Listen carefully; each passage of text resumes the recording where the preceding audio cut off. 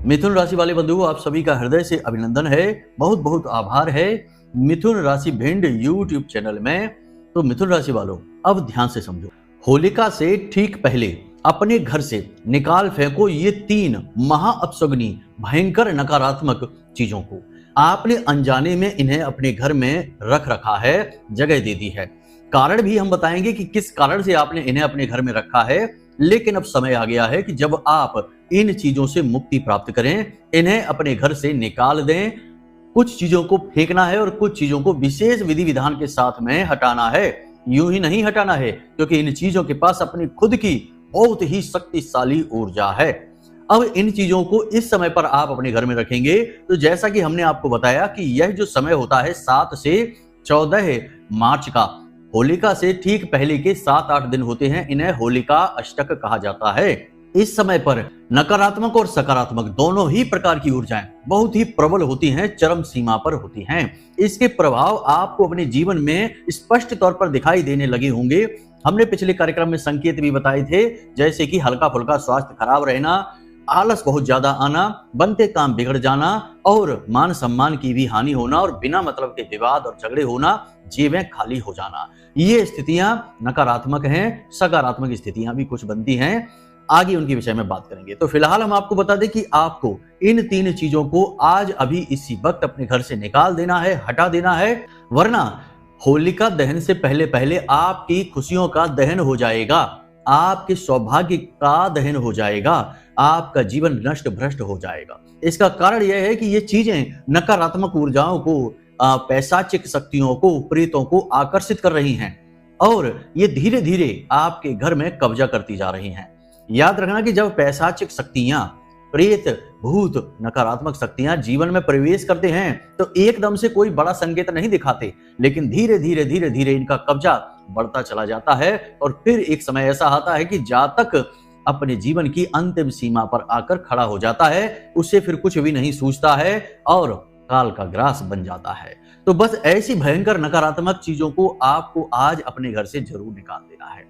अब यहाँ पर हम आपको ना केवल इन 3 चीजों के विषय में बताएंगे, बल्कि कुछ अन्य ऐसे छोटी छोटी गलतियों के विषय में भी बताएंगे जो आप लगातार करते चले आ रहे हैं और इन गलतियों की सजा आपको मिलती है। बनते काम बिगड़ जाने के तौर पर, अच्छे खासे काम में रुकावट आना और सेहत का बार बार खराब हो जाना, और सबसे बड़ी बात कि मन विचलित रहना, मन खराब रहना, किसी भी काम में मन ना लगना। ये छोटे से साइड इफेक्ट हैं इन चीजों के, और भी बहुत सारे हैं। आगे सब चीजों के बारे में विस्तार से चर्चा करेंगे। इसी के साथ साथ हम आपको 3 ऐसी चीजों के बारे में, या यूं कहें कि गुप्त क्रियाओं के विषय में बताएंगे, जिन्हें आपको आज से, इसी समय से, जब से आप इस कार्यक्रम को देख रहे हैं, शुरू कर देना है।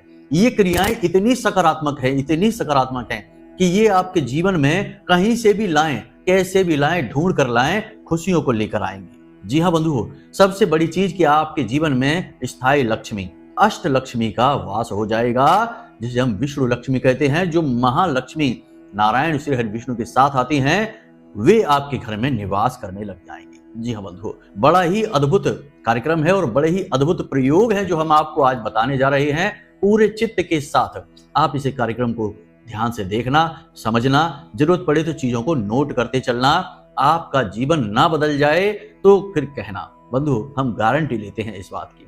आप कोई क्रिया करें और उसके खिलाफ प्रतिक्रिया ना हो, यह तो प्रकृति का विधान ही नहीं है। हर क्रिया के खिलाफ प्रतिक्रिया है। आप शुभ क्रियाएं करेंगे तो शुभ प्रतिक्रियाएं मिलेंगी, यानी ईश्वर आपको शुभ परिणाम देंगे, और अशुभ क्रियाएं करेंगे, चाहे अनजाने में करें चाहे जाने में करें, परिणाम तो प्राप्त होंगे ही होंगे। अग्नि में हाथ यदि डाल दिया तो चाहे धोखे से डले, चाहे जानबूझकर डले, अग्नि जलाने का कार्य करेगी ही। ऐसे ही नकारात्मक क्रियाएं या हमारी भूल चूक होती हैं जो हमें नुकसान तो पहुंचाती ही हैं। बेशक हम क्षमा मांग लें, लेकिन तब भी क्षति तो होती ही है।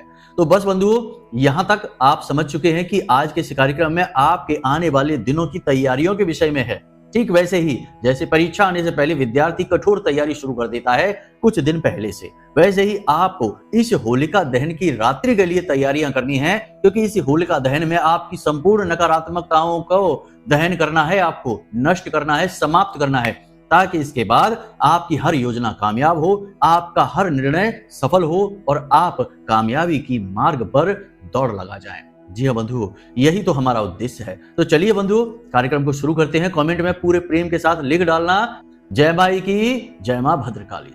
महामाई इतनी दयालु है कि आपके ऊपर निश्चित कृपा करेंगी। और होलिका की दहन की रात्रि को एक विशेष महा अनुष्ठान हम करने जा रहे हैं। यदि आपको इस अनुष्ठान में शामिल होना है तो कमेंट बॉक्स में लिख डालना कि हम शामिल होना चाहते हैं या हमें शामिल होना है। विधि क्या रहेगी हम अगले कार्यक्रम में आपको बताएंगे, क्या नियम है, क्या तरीका है, सब कुछ समझाएंगे।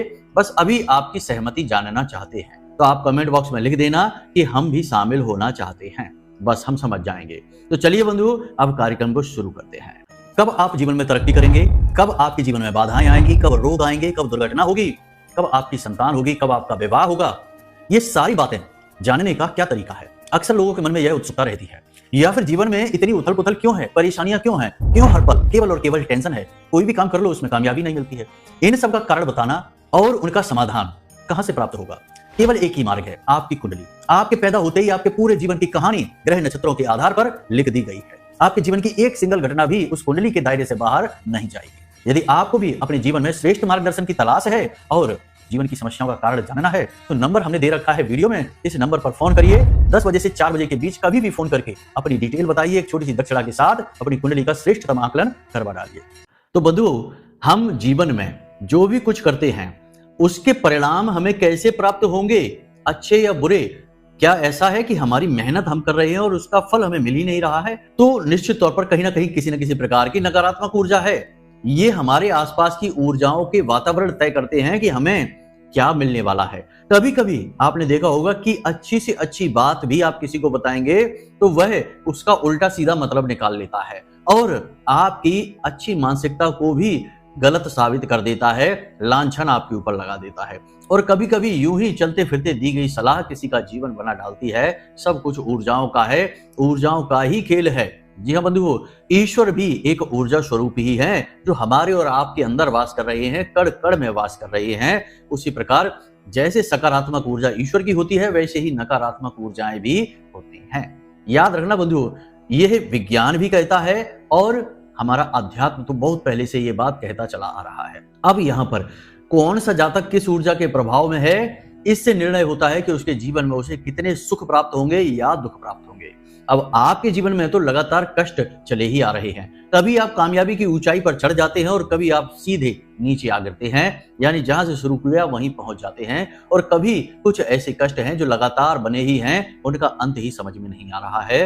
तो यह सीधा प्रमाण है कि आप नकारात्मक ऊर्जा की चपेट में हैं। अब नकारात्मक ऊर्जा कौन सी है, क्या है, यह एक अलग प्रश्न है। आपके ही पितृ पूर्वज हैं जो आपको परेशान कर रहे हैं या फिर किसी ने आपके ऊपर टोना टोटका तांत्रिक क्रिया कर दी है जिसकी वजह से आप परेशान हैं, या ग्रहों से पीड़ाएं उत्पन्न हो रही हैं। यदि ग्रहों से पीड़ाएं उत्पन्न हो रही हैं तो उसका तो इलाज है, कुंडली विश्लेषण कराकर हम उपाय लेकर इन पीड़ाओं से मुक्त हो जाते हैं। परंतु पितरों की पीड़ा है, प्रेतों की पीड़ा है, कोई क्रिया की गई है, इन पीड़ाओं से मुक्ति इतनी आसानी से नहीं मिलती है।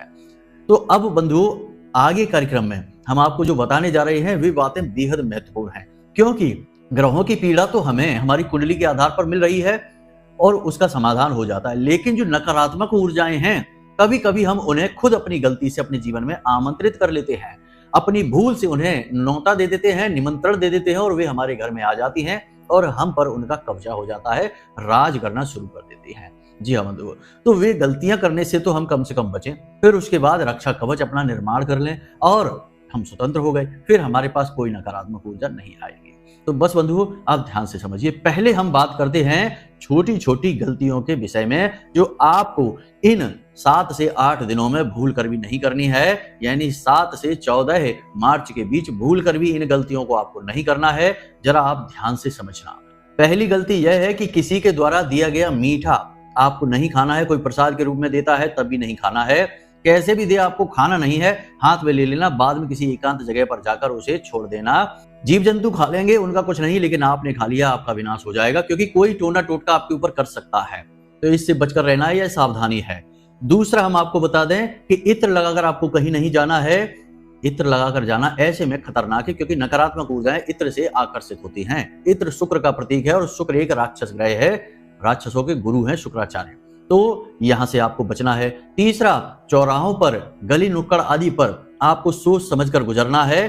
चौराहे से बिल्कुल ठीक सटकर आपको नहीं निकलना है, क्योंकि वहां पर लोग अक्सर अपना उतारा छोड़कर चले जाते हैं, तो इससे आपको बचना है। चौथा, कि चीजों के लेन देन से पूरी तरह से बचना है, यानी इस समय पर आपको किसी को ना तो अपनी कोई चीज देनी है और ना ही किसी से कोई चीज लेनी है।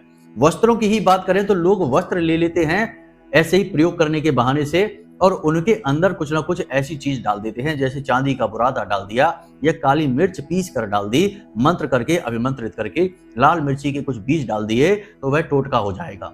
अब जब तक आप उसको पहनेंगे या धारण करेंगे, वह वस्त्र आपको भयंकर नकारात्मक ऊर्जा से ग्रसित कर देगा, रोगी बना देगा, बीमार बना देगा, कंगाल बना देगा, भिखारी बना देगा, और छोटे से टौने टोटके से आपका जीवन नष्ट हो जाएगा। तो ऐसा आपको नहीं करना है, किसी से अपनी चीजों का लेन देन नहीं करना है। घड़ी, उपकरण, मोबाइल, इलेक्ट्रॉनिक सामान और वस्त्र, जूते, चप्पल आदि का लेन देन भूल कर भी नहीं करना है।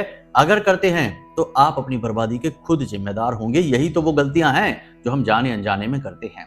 कोई मांगता है आपसे तो आपको सतर्क हो जाना है। याद रखना है कि शत्रु अब आज के समय में बाहर से चलकर नहीं आते हैं, अब शत्रु अपनों में ही छिपे हैं। हमारे खास, हमारे अपने, हमारे सबसे नजदीकी लोग ही हमारे सबसे बड़े शत्रु बनकर बैठे हैं। हमारी ना जाने कौन सी बात ऐसी है जो उन्हें चुभ जाती है, या हमारी जाने कौन सी ऐसी खूबी है जिससे वो जलन खाते हैं और हमें बर्बाद करने के लिए तरह तरह के प्रयास करने लगते हैं।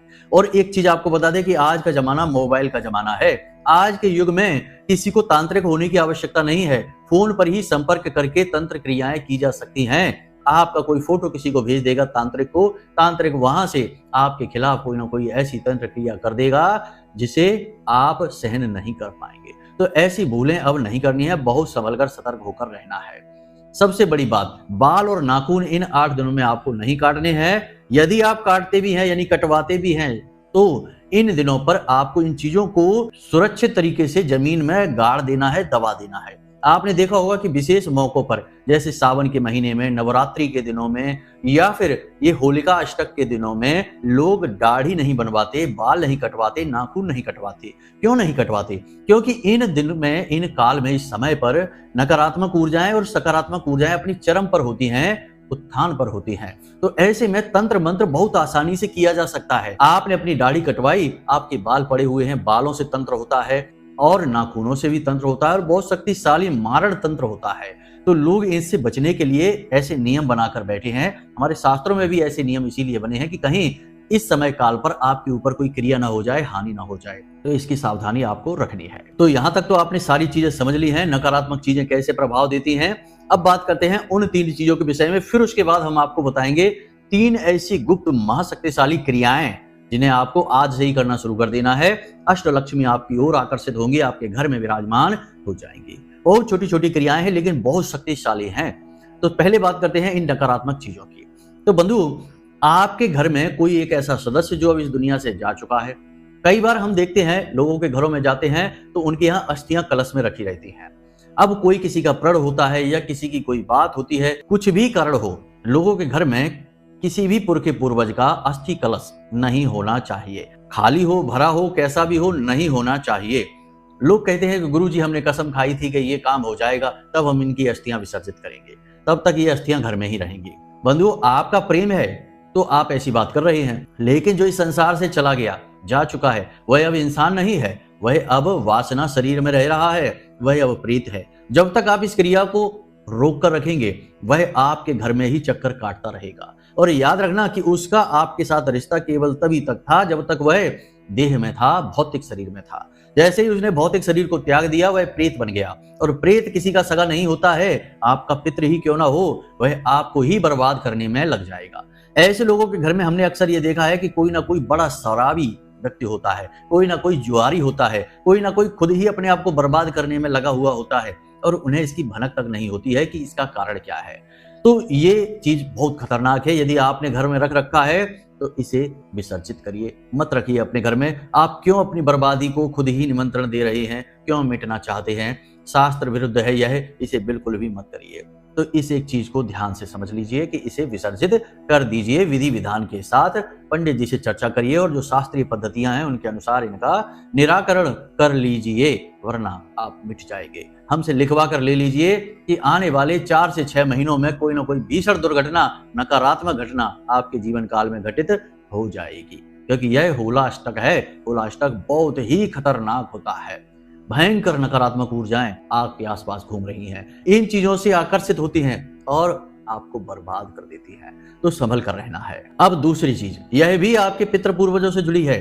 आपके घर से कोई सदस्य जा चुका है, इस संसार से जा चुका है, लेकिन उससे जुड़ी चीजें, उसके वस्त्र, उसके आभूषण, उसका वाहन, उसके द्वारा प्रयोग की गई चीजें जैसे कि मोबाइल है, घड़ी है, ये आपके घर में रखी है नहीं, किसी कीमत पर नहीं होनी चाहिए।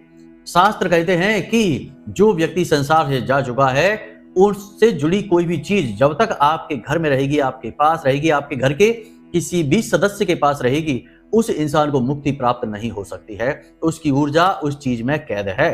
तो आपको क्या करना है?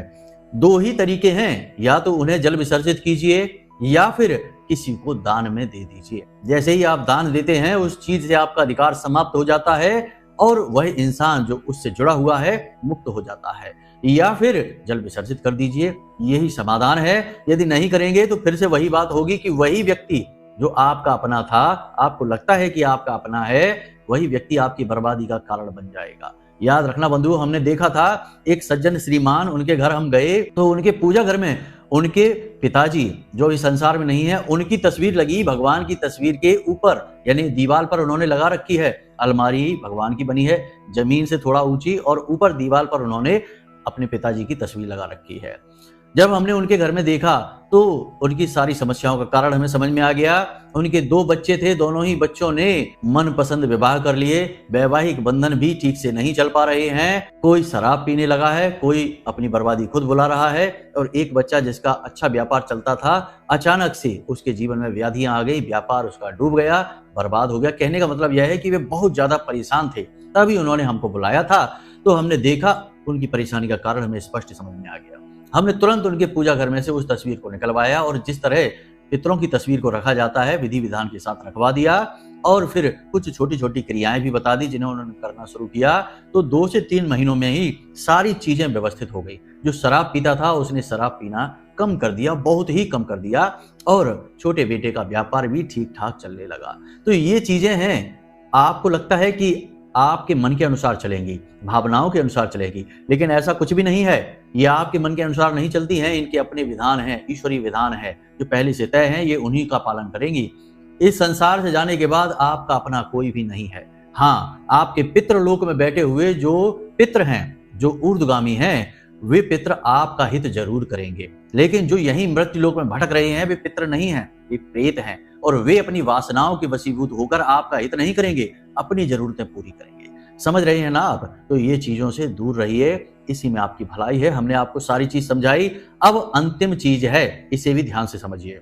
बहुत सारे लोग हैं जो पूजा पाठ करते हैं, तो नारियल लेकर आते हैं और पूजा घर में नारियल रख देते हैं, किसी देवी का स्वरूप बनाकर या फिर किसी भी प्रकार से लक्ष्मी गणेश का रूप बनाकर उसे पूजा कर लेते हैं और पूजा घर में रख देते हैं। उसके बाद महीनों तक, वर्षों तक वो नारियल वहीं पड़ा रहता है, उन्हें पता ही नहीं कि इसका करना क्या है। और वह नारियल जो है वह उस देवी का स्वरूप है, देवता का स्वरूप है। अब वह तो देवता तो चले गए, उसमें वास किया और चले गए, आवाहन हो गया, विसर्जनम हो गया। उसके बाद वह जो है वह पिंड बन गया। अब वह निर्माल्य है। अब निर्माल्य का क्या काम है? निर्माल्य नकारात्मक ऊर्जाओं का घर हो जाता है। आपके पूजा घर में कोई भूत बैठा है निर्माल्य में, अब आपको पता ही नहीं। अब आप पूजा कर रहे हैं, मन लगाकर आरती कर रहे हैं, चालीसा कर रहे हैं, पाठ कर रहे हैं, आपको इसका कोई फल ही नहीं मिल रहा, क्योंकि फल तो लेने वाला वो भूत है, शक्तिवान वह हो रहा है, और आपको लग रहा है कि आपकी पूजा पाठ का आपको कोई फल नहीं मिल रहा, भगवान आपकी सुन नहीं रहे हैं, आपका हित नहीं हो रहा, आप बर्बाद होते जा रहे हैं।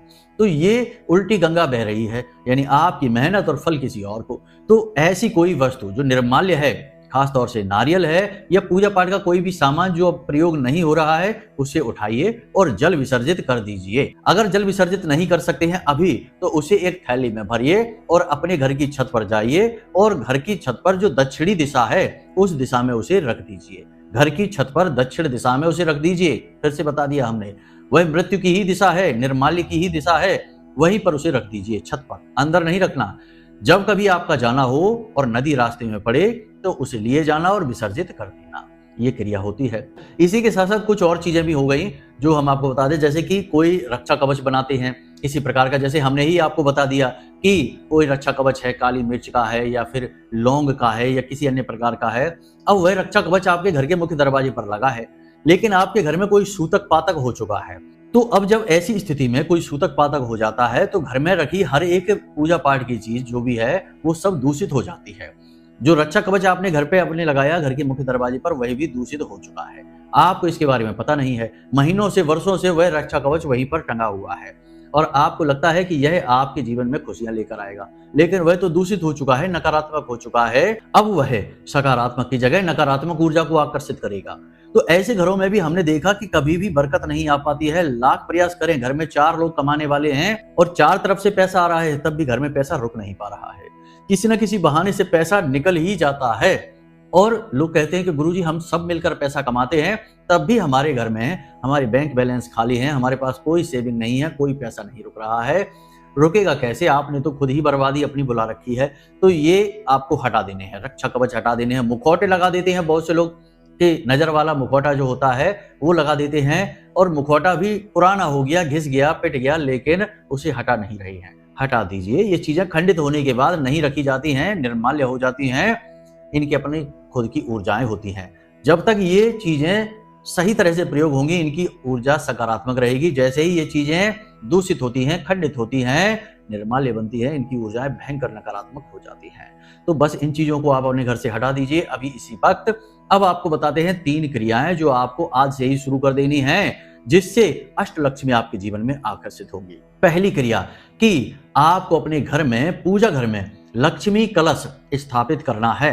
हमने आपको पहले भी कई कार्यक्रमों में ये बात बताई है कि जब भी जीवन में शुभ घड़ियां आती हैं, पवित्र समय चलता है जिसमें दैवीय शक्तियां जागृत होती हैं, हर वक्त वे हमारे आसपास मौजूद रहती हैं, तो ऐसे में यदि हम लक्ष्मी कलश को स्थापित करें तो माता लक्ष्मी खुद आकर्षित होंगी आपकी ओर, आपके घर में आएंगी, प्रवेश करेंगी। तो लक्ष्मी कलश को जरूर स्थापित कर लीजिए। अब लक्ष्मी कलश क्या होता है यह हम पहले कई बार आपको बता चुके हैं, लेकिन अभी जल्दी से आपको बता देते हैं, ध्यान से समझ लेना, आपको आइडिया लग जाएगा। एक आपको पात्र चाहिए, कलश चाहिए, तांबे का होगा चलेगा और मिट्टी का हो तो सर्वोत्तम है। छोटा सा एक घड़ा, एक मटकी लेकर आइए मिट्टी की, जिसके ऊपर ढक्कन लगता हो मिट्टी का ही। अब मिट्टी का बर्तन जो है वह मंगल का प्रतीक होगा। पकी हुई मिट्टी, कच्ची मिट्टी तो शुक्र होती है। उसके बाद आपको इस कलश को धोकर साफ कर लेना है, गंगा जल आदि छिड़ककर इसे शुद्ध पवित्र कर लेना है। अब इसके 4 तरफ आपको श्रीम लिखना है लाल सिंदूर से। उसके बाद हल्दी से आपको हर श्रीम के दाएं और बाएं स्वास्तिक बना लेना है। इस प्रकार चारों तरफ श्रीम लिख गया है और 8 स्वास्तिक बन चुके हैं। अब आपको इसके मुख पर 7 बार लाल रंग का धागा लपेटना है, गांठ नहीं लगानी है, बस धागा लपेटना है। अब आपको इस कलश में स्वच्छ जल भरना है, थोड़ा गंगा जल डालना है और इसमें एक सिक्का डालना है। थोड़े से चावल, खंडित ना हो, अखंड चावल हो तो थोड़े से चावल डालने हैं, थोड़ी सी हल्दी डालनी है, एक तुलसी मैया की पत्ती डालनी है, एक इलायची डालनी है और एक लौंग का जोड़ा डालना है। इतनी सामग्री को आपको डालना है और इस ढक्कन को लगा देना है। उस ढक्कन के ऊपर आपको थोड़ा सा अन्न रखना है, गेहूं या चावल रख सकते हैं। उसके बाद आपको एक दीपक गाय के घी का उसके ऊपर रखकर जला देना है। रोज आपको शाम के समय दीपक इसके ऊपर जलाना है और रोज सुबह उस जल को लेकर, यानी उस कलश के जल को किसी अन्य पात्र में डाल दें और अपने घर के मुख्य दरवाजे पर इस जल का सिंचन करें और इसके बाद इसमें फिर से ताजा जल भर के रख दें। सुबह भी दीपक जला दें, शाम को भी दीपक जला दें, कलश के ऊपर कोई दिक्कत नहीं। जो सिक्का निकलेगा उस सिक्के को निकाल कर अलग रख दें, उसमें फिर से नया सिक्का डालें, फिर से सारी सामग्री नई डालें। जो सामग्री निकले उसे तुलसी मैया की जड़ के पास मिट्टी में दबा दें। इस प्रकार इस क्रिया को करते रहें। अगर आप तुलसी मैया की पत्ती नहीं तोड़ना चाहते तो किसी बालक बालिका से, छोटी कन्या से तोड़वा लीजिए और बीच में यदि रविवार पड़ जाता है तो इस क्रिया को तुलसी मैया के साथ ना करें, उनकी पत्ती ना तोड़ें। बस इतनी सी क्रिया आप कर लीजिए। इसके बाद लक्ष्मी कलश स्थापित हो गया। अब अपने घर में, पूजा घर के पास ही इस कलश को स्थापित करना है विधि विधान के साथ, यानी कि नियम तो बता ही दिए हमने आपको। सुबह शाम इसमें दीपक जलाना है, ऊपर ही रखना है दीपक को। इसे दूषित अवस्था में स्पर्श ना करें, यह ध्यान रखें, बिना स्नान आदि के इसे स्पर्श नहीं करना है। जल प्रतिदिन आपको बदलना ही है इसका। दूसरा कि स्नान करते समय अपने जल में थोड़ी सी हल्दी और थोड़ा सा समुद्री नमक अवश्य मिला लें, जिस जल से आप स्नान कर रहे हैं। तीसरा, अपने बिस्तर के नीचे एक कटोरी में थोड़ी सी फिटकरी भर के, पीसी हुई फिटकरी भर के रख दें और सुबह के समय इस फिटकरी को फ्लश कर दें अपने टॉयलेट से। ये क्रियाएं बहुत ही शक्तिशाली हैं। नकारात्मक ऊर्जा को नष्ट कर देंगी और दैवीय शक्तियों को आपकी ओर आकर्षित करेंगी। अब एक सबसे महत्वपूर्ण कार्य कि जब तक होली का दहन नहीं होता, होली मैया आ नहीं जाती हैं, तब तक आपको प्रतिदिन मंदिर जाना है शाम के समय, जो भी आपके आसपास नजदीकी मंदिर है, और उस मंदिर में प्रतिदिन जितनी आपकी सामर्थ्य है दान पात्र में उतना धन डालना है। जैसे कि आप 10 रुपए डाल सकते हैं, 5 रुपए डाल सकते हैं, प्रतिदिन आपको डालना है। अब इसमें खास बात यह है कि पहले दिन आप जितनी भी रकम डालेंगे, अब हर दिन उतनी ही रकम आप डालेंगे। जैसे 5 रुपए से आपने शुरू किया तो प्रतिदिन आपको 5 रुपए ही डालने हैं। ऐसा नहीं है कि एक दिन 5 डाल दिए, एक दिन 10 डाल दिए, एक दिन 20 डाल दिए, ऐसा नहीं करना है। एक रकम तय कर लीजिए, 7-8 दिन का समय है, 10 रुपए प्रतिदिन डालेंगे तो 70-80 रुपए हो जाएंगे।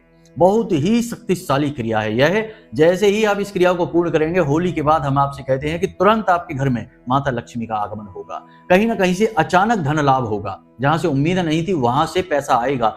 सभी दिशाओं से, 10 दिशाओं से पैसे की बारिश होगी। लिख कर ले लीजिए। हमने पहले भी ये क्रियाएं लोगों को बताई हैं, जिनको बताई हैं उनके पॉजिटिव रिस्पॉन्स ही मिले हैं। किसी ने नहीं कहा कि गुरुजी ये क्रिया काम नहीं की। सभी बहुत खुश हैं, आनंद ले रहे हैं जीवन का। आपका अब बारी है, अब आपका जीवन बदल जाएगा। बस इन क्रियाओं को ध्यान से कर लेना। तो चलिए बंधु, आज के इस कार्यक्रम को यहीं पर विराम देते हैं। उम्मीद करते हैं कि आपने सारी बातें समझ ली हैं, पूरे धैर्य के साथ, चित्त के साथ। कुछ लोग बीच में कमेंट करते हैं कि वीडियो छोटा बनाइए, जल्दी जल्दी बताइए। तो छोटा बनाना, जल्दी जल्दी बताना कोई बड़ी बात नहीं है, लेकिन ज्ञान अधूरा आपके लिए रहेगा। हमारा कुछ नहीं बिगड़ेगा, बर्बादी आपकी होगी, परेशानी आपकी होगी, कुछ लेकर भी नहीं जा पाओगे और बाद में समय भी खराब होगा। तो कहने का मतलब यह है कि ज्ञान धैर्य के साथ आता है। अधीर लोगों के पास ज्ञान नहीं, अज्ञान आता है। तो चलिए बंधु, कार्यक्रम को विराम देते हैं। यदि मन में कोई प्रश्न उठे या कुंडली विश्लेषण कराना है तो नंबर हमने वीडियो में दे रखे हैं। केवल इन्हीं नंबरों पर फोन करना है और अपनी जानकारी देनी है, किसी अन्य नंबर पर कॉल ना करें। इसी के साथ साथ बंधु, हमेशा हंसते रहिए, मुस्कुराते रहिए, सकारात्मक रहिए और महामाई पर अपनी आस्था और विश्वास बनाकर रखिए, क्योंकि आपका उद्धार वहीं से होना है। तो चलिए प्रेम से बोलिए जय माई की।